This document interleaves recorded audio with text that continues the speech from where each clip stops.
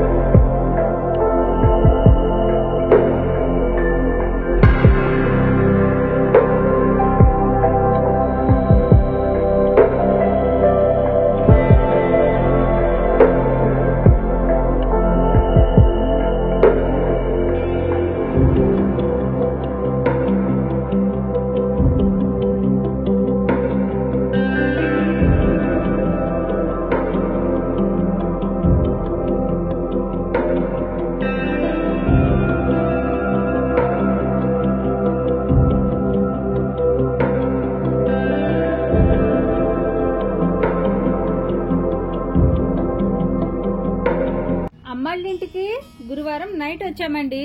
శుక్రవారం వడియాలు పెట్టేసుకొని కారం పట్టించుకొని శనివారం నాడు అటుకులు ఆడించడానికి ధాన్యం, వడియాలు పెట్టడానికి గుమ్మడికాయలు, వాటితో పాటు చేలో కోసుకున్న కూరగాయలు అన్ని ఒక ఆటోలో వేసేసి ఫస్ట్ అత్తయ్యని ఆటోలో పంపించేసామండి. అమ్మాళ్ళ ఇంటి దగ్గర అయితే గుమ్మడికాయలు కట్ చేసుకోవడానికి వడియాలు పెట్టుకోవడానికి అనుకూలంగా ఉంటుందని అమ్మాళ్ళ ఇంటి దగ్గర పెట్టేయచ్చు అనుకున్నాం. కానీ అన్ని వడియాలు పెట్టాలంటే పిండి రుబ్బడానికి గ్రైండర్ పెద్దది ఉండాలి, అవన్నీ ఆరడానికి టైం కూడా పడుతుంది కాబట్టి మా ఇంటి దగ్గరే పెట్టుకోవడం బెస్ట్ అనిపించింది.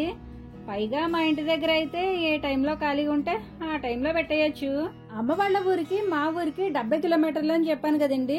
అందులో 30 కిలోమీటర్ల వరకు ఒక ఆటోలో జర్నీ చేసి అక్కడి నుంచి మళ్ళీ వేరే ఆటో మారాలి. అలా మళ్ళీ 40 కిలోమీటర్లు జర్నీ చేయాలి. ధాన్యం బస్తాలు గుమ్మడికాయలు ఉన్నాయి కాబట్టి అత్తయ్య వెళ్లే ఆటో వెనకాలే మేము కూడా వెళ్తూ ఆటోని ఫాలో అయ్యేవాళ్ళం. ఎందుకంటే అవి ఆటోల్లోంచి దించాలి, మళ్ళీ వేరే ఆటోల్లో వెయ్యాలి కాబట్టి వెనకాలే ఫాలో అయ్యేవాళ్ళం. అమ్మ వాళ్ళ ఊరికి బస్ సౌకర్యం లేదండి. ఎక్కడికైనా వెళ్ళాలంటే ఆటో వచ్చే వరకు వెయిట్ చేయాల్సిందే. ఆటో ఏమో సరిపడా టికెట్స్ ఉంటేనే గాని తొందరగా వెళ్ళరు. ఇదే కాకుండా అమ్మాళ్ళ ఇంటి నుండి ఏం తెచ్చుకోవాలన్నా ఇబ్బందిగానే ఉంటుందండి. మా వారు నేను వచ్చినప్పుడైతే ఎలాగోలాగా బండికి తెచ్చేసుకుంటాం. పిల్లలు ఉన్నప్పుడైతే వేరే ఏం తెచ్చుకోవాలన్నా కష్టమే. ఇక నేను సేల్స్ చేసే ప్రొడక్ట్స్ లో బెల్లం ఉంటుందండి. ఈ బెల్లం ప్రత్యేకత ఏంటంటే ఈ బెల్లం ప్యూర్ చెరుకు రసంతోనే తయారు చేస్తారండి. ఇందులో పంచదార గాని ఫుడ్ కలర్స్ గాని కలపరండి. ఈ బెల్లాన్ని వీళ్ళు ఆర్గానిక్ బెల్లం అంటారు. ఇంట్లో వాడుకోవడానికి నేను కూడా బెల్లం ఇక్కడే కొనుక్కుంటుంటాను. ఈ బెల్లం తయారు చేసే పరిశ్రమలు అమ్మాళ్ళ ఇంటి నుండి మా ఇంటికి వెళ్లే దారిలోనే ఉంటాయండి. ఎప్పుడైనా అవసరమైతే ఇలా బయటకు వచ్చినప్పుడే కొనుక్కుంటుంటాను.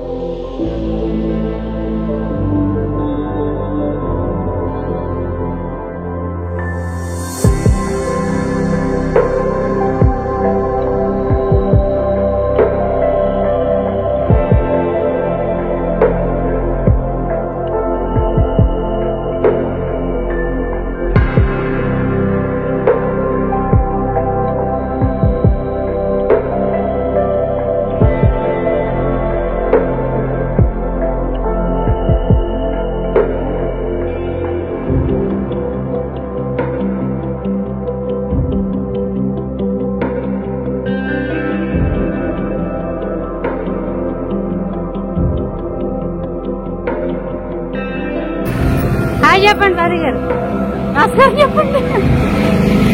ఈ తాతయ్య గారు ఓనర్ గారు ప్రజెంట్ తీసుకున్న బెల్లం. అలా తయారు చేసిన బెల్లాన్ని ఇలా రోడ్డు పక్కన పెట్టుకుని కూడా సేల్ చేస్తుంటారండి. తయారైన బెల్లాన్ని 4 రకాలుగా అమ్ముతారండి. ఎల్లో కలర్ లో ఉన్న ఈ బెల్లం పంచదార బెల్లం అండి.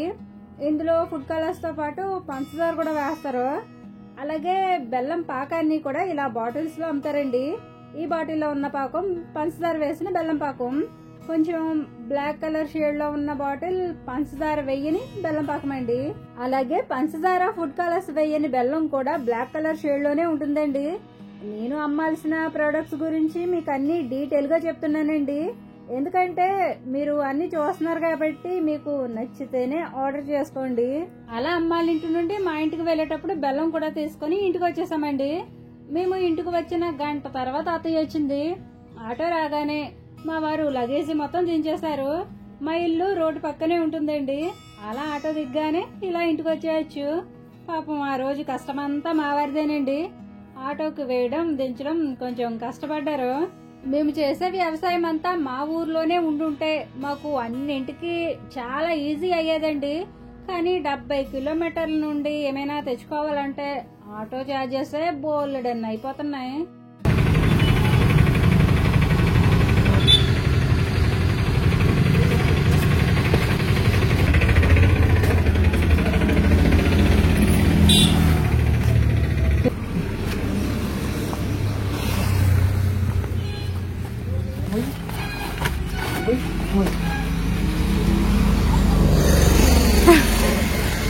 అయ్యయ్యో నడు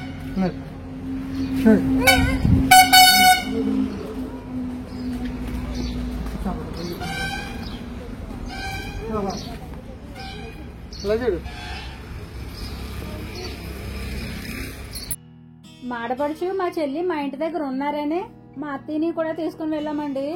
2 రోజుల్లో వడియాలన్నీ పెట్టేయచ్చు అనుకున్నాం, కానీ పెట్టడం కుదరక మా ఇంటి దగ్గరే పెట్టుకోవచ్చని గుమ్మడికాయలు ఇంటికి తెచ్చేసాం. ఇక మేము గురువారం నైట్ మా అమ్మ వాళ్ళ ఇంటికి వెళ్ళి శనివారం వచ్చామండి. ఆదివారం మా ఆడపడుచు వాళ్ళ ఇంటికి వెళ్ళిపోయింది. ఆ తర్వాత ఇంటికి వచ్చిన నెక్స్ట్ డే నుండి వడియాలు పెట్టడం స్టార్ట్ చేసామండి. అంటే మొత్తం పెట్టేయలేదండి, ఒక బస్తా ఓపెన్ చేసి కొన్ని పెట్టాము, మిగతావి కొంచెం ఫ్రీ అయినాక పెడదాంలే అని పెట్టలేదు. గుమ్మడి వడియాలు మేమైతే ఎలా పెడతామో మీకు నెక్స్ట్ వీడియోలో షేర్ చేయడానికి ట్రై చేస్తానండి. తర్వాత వచ్చేసి సీ డ్రై ఫ్రూట్స్ అండి. ఎండు రొయ్యలు, ఎండు చేపలు కూడా సేల్ చేస్తానండి. ఇందులో అన్ని రకాల వెరైటీస్ ని సేల్ చేస్తానండి. ఎండు చేపల్లో చాలా రకాలు ఉంటాయి. అందులో మీకు నచ్చిన చేపల్ని, రొయ్యల్ని ఆర్డర్ చేసుకోవచ్చు. అంటే వీటి పేర్లు అయితే నాకు తెలియదండి, మీకు ఒక ఐడియా ఉంటుంది కదండి పలానా చేపలు బాగుంటాయని. అలా వాటి పేర్లు మీరే చెప్తే దాన్ని బట్టి మీరు ఆర్డర్ చేసుకున్నాక నేను మార్కెట్కు వచ్చి మీరు అడిగిన చేపల్ని మీకు పార్సిల్ చేస్తాను. రొయ్యల్లో కూడా చాలా వెరైటీస్ ఉంటాయండి. చిన్నవి ఉంటాయి, పెద్దవి ఉంటాయి, సముద్రం రొయ్యలు ఉంటాయి, గోదావరి రొయ్యలు ఉంటాయి, చెరువులో పెంచే రొయ్యలు ఉంటాయి.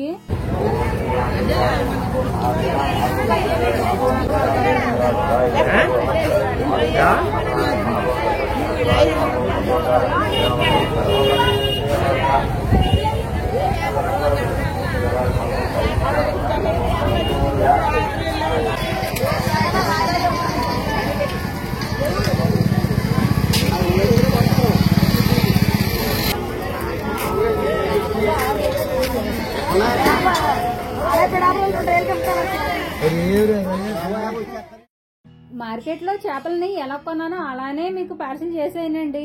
మార్కెట్ నుండి తెచ్చిన తర్వాత అవి మళ్ళీ ఒకసారి రోజంతా ఎండలో ఆరబెట్టి అందులో ఏమైనా వేస్ట్ ఉంటే అవి తీసేసి శుభ్రం చేసి నీట్ గా మీకు పార్సిల్ చేస్తానండి.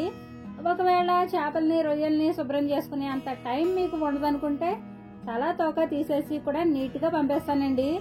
కాకపోతే రొయ్యల్ని, చేపల్ని ఈ విధంగా పార్సిల్ చేయాలంటే ఎక్స్ట్రా ఛార్జ్ అవుతుందండి. ఎందుకంటే 1/2 kg రొయ్యలు చేయడానికి అత్తయ్యకి గంట టైం పట్టిందండి. ఈ గంట అత్తయ్య పనికి వెళ్ళిపోతే 50 రూపాయలు తెచ్చుకుంటుంది. ఆ 50 రూపాయలు నేను అత్తయ్య కష్టానికి ఇవ్వాలి కాబట్టి ఎక్స్ట్రా ఛార్జ్ అవుతుందండి. నేను మీకు పంపించేవన్నీ వ్యాపార భావనతో చూడండి. నా పిల్లలకి, నా ఫ్యామిలీకి అయితే నేను ఏ విధంగా అన్ని నీట్ గా చేసుకుని పెట్టుకుంటానో అదే విధంగా మీకు కూడా పంపిస్తానండి. ఇక శుభ్రం చేసిన ఎండు రొయ్యల్ని ఈ విధంగా ప్యాక్ చేసి పంపిస్తానండి. గుంటూరు నుండి మిరపకాయలు తెప్పించాను, కాకినాడ నుండి కాజాలు తెప్పించాను, గోదావరి నుండి గోదావరి చేపలు తెప్పించాను, అనకాపల్లి నుండి బెల్లం తెప్పించానని అన్ని మీకు క్వాలిటీవే ఇస్తున్నానని చెప్పలేను కానండి. నాకున్నంతలో నేనైతే మా ఇంట్లోకి ఏ విధంగా ఇవన్నీ చేసి పెట్టుకుంటానో అదే విధంగా ప్రొడక్ట్స్ అన్ని జెన్యూన్ గా మీకు అందించగలనండి.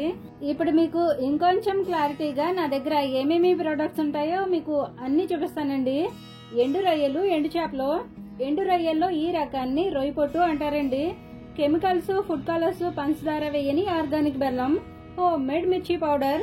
మీకు ఇంకా బెస్ట్ క్వాలిటీలో కారం కావాలనుకుంటే మీ ఓపికను బట్టి కారం హై క్వాలిటీలో కూడా పట్టిస్తాను. తర్వాత వచ్చేసి ముడి అటుకులు. ఈ అటుకులు మా పొలంలో పండించిన ధాన్యంతో పట్టించినవేనండి. టేస్ట్ చాలా బాగుంటాయి. అటుకులు హెల్త్ కూడా చాలా మంచిది. అలాగే హెర్బల్ కోకోనట్ ఆయిల్.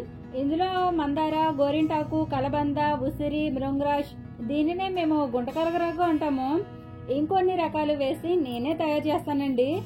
ఇంకా గుమ్మడి వడియాలు, బెల్లం నువ్వుండలు, వేరుశనగ ఉండలు, మరమరాలు ఉండలు, వీటిని కూడా అత్తయ్య హెల్ప్ తో ఆర్గానిక్ బెల్లంతో ఇంట్లోనే తయారు చేసి పంపేస్తానండి. మరమరాలు ఉండలు మాత్రం అత్తయ్య పనిచేసే ఫుడ్ ఫ్యాక్టరీ నుండి తెప్పిస్తానండి. ఇక మీరు ఆంధ్ర నుండి ఆర్డర్ చేసుకుంటే గనక స్క్రీన్ మీద కనిపిస్తున్న ప్లేసెస్ నుండి ఆర్డర్ చేసుకోవచ్చు. తెలంగాణ అయితే ఈ ప్లేసెస్ నుంచి ఆర్డర్ చేసుకోవచ్చు. ప్రస్తుతానికి ఆర్టీసీ పార్సిల్ సర్వీస్ మాత్రమే అందిస్తున్నానండి. ఒకవేళ షిప్పింగ్ ఛార్జెస్ మీరు తట్టుకోగలరు అనుకుంటే డోర్ డెలివరీ కూడా చేస్తానండి. మీకు ఇంకేమైనా డౌట్స్ ఉంటే డిస్క్రిప్షన్లో ఇన్స్టాగ్రామ్ లింక్ ఇస్తాను, మెసేజ్ పెట్టండి. ఈ బిజినెస్ ఐడియా నాకు పద్మకి ఇచ్చిందని చెప్పాను కదండి, అందుకని ఫస్ట్ టైం నా ప్రొడక్ట్స్ని తనతోనే స్టార్ట్ చేశాను. అంటే ఇంటికి వెళ్ళిచ్చాను. ఫస్ట్ టైం డెలివరీ మాత్రం నా ఛానల్ని ఫస్ట్ నుండి ఇప్పటి వరకు ఫాలో అవుతున్న సవిత గారికి, వారితో పాటు మన ఛానల్ని ఫాలో అయ్యే ఇంకో పర్సన్కి కూడా పంపించానండి. కూటి కోసం కోటి విద్యలు అన్నట్టు నా ఫ్యామిలీ కోసం ఒక అడుగు ముందుకేసి ఇలా చిన్నగా మొదలు పెట్టానండి. ఎంత పెద్ద ప్రయాణమైనా చిన్న అడుగుతోనే మొదలవుతుంది. ఇంత చిన్నగా మొదలైన నా బిజినెస్ మంచి ఇల్లు కట్టుకోవడానికి హెల్ప్ అవ్వాలని, నేను చేసే ఈ జర్నీ మంచిగా సక్సెస్ అవ్వాలని మీరందరూ బ్లెస్ చేసి నన్ను సపోర్ట్ చేస్తారని ఆశిస్తూ ఇవాల్టి వీడియో ఇంతేనండి. నేను చేసే ఈ బిజినెస్ గురించి మీ మనసుకు ఎలా అనిపించిందో మీ అభిప్రాయాన్ని కామెంట్ చేసి, మీకు ఈ వీడియో నచ్చితే తప్పకుండా లైక్ చేయండి. మరో మంచి వీడియోతో మళ్ళీ వస్తాను. ఉంటానండి. నమస్తే.